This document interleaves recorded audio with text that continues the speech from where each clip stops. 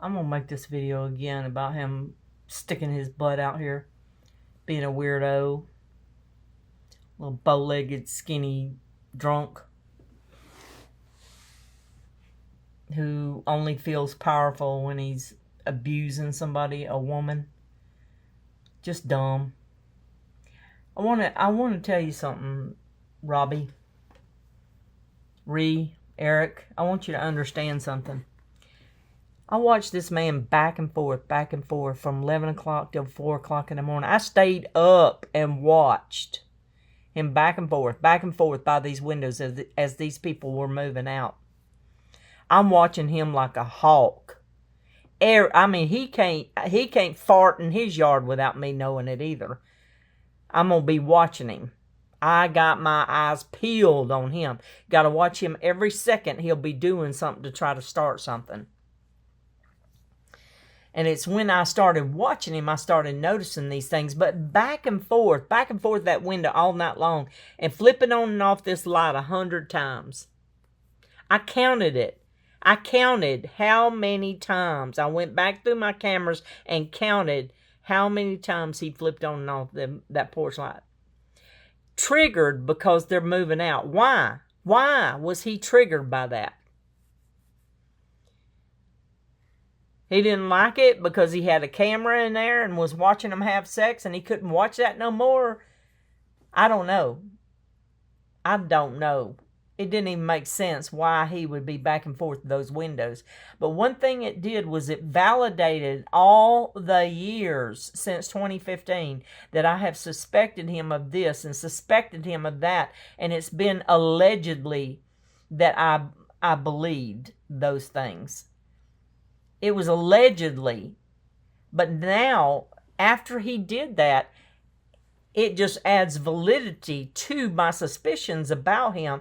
I've had suspicions, concrete suspicions about him for years. Ever since I got 2015, got my cameras and saw him weaving and bobbing underneath that carport to watch me out from behind things, hiding. And then I began to notice this and began to notice that and began to notice this and that and this and that and this and that. And it has piled up. But how would you feel if you felt like they were in your yard at night or throwing things in your yard, which he has done? Maybe by my windows, coming over here in the dark when I'm in my dining room with the light on, working from my table. And I hear something out there. I know something's out there. I've had somebody, I finally figured out in the place I used to live, when it snowed, there was footprints in the snow of somebody walking straight up to the back window and looking in through our house, in our kitchen. But see, I didn't know that all the time. But all that time we lived there, 15 years. But I found out in the last year or so.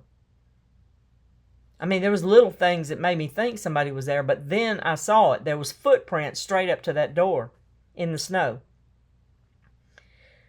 So how would you feel if you were a single woman alone with nobody in the house, and you knew that somebody was back and forth the windows and in the woods and looking in these windows, and you felt like he was by your windows and maybe broken your house and throwing things in the yard, screws and different things and rocks? Him. Gilman was dead. That man hadn't moved in yet, but those things were happening. Chucky Hunter had not moved in yet. He recruited Chucky Hunter to help him.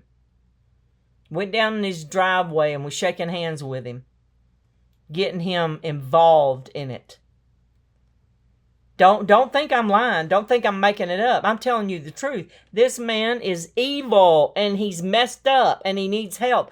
How would you feel if somebody was back and forth the windows all night long and you felt like he'd been in your yard and he was by your windows and maybe even in your house? How would you feel? I'm going to tell you something. If you didn't have a bunch of family around you and you were all by yourself and somebody was doing this to you, you would lose your freaking mind. And there's times when people think I have, but I haven't. I just know exactly what he's doing. And I'm going to expose it. I'm going to keep on exposing it. That's why he shot a gun tonight out the back door when I was on the phone. It's why he shot a gun when I laid down in my bedroom. He could see me in there. He knew that I was on the phone tonight and shot a gun tonight. I guarantee you, you can say that it's not the truth. You can be in denial, but this man is a wicked, evil man. Get that phone. Get that phone that he's keeping hid in that truck.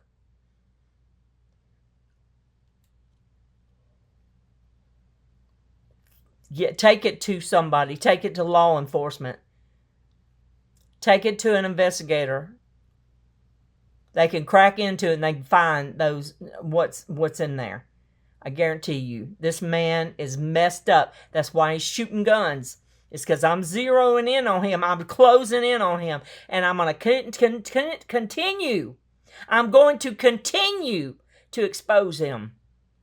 And if I have my way, he's going to go to prison.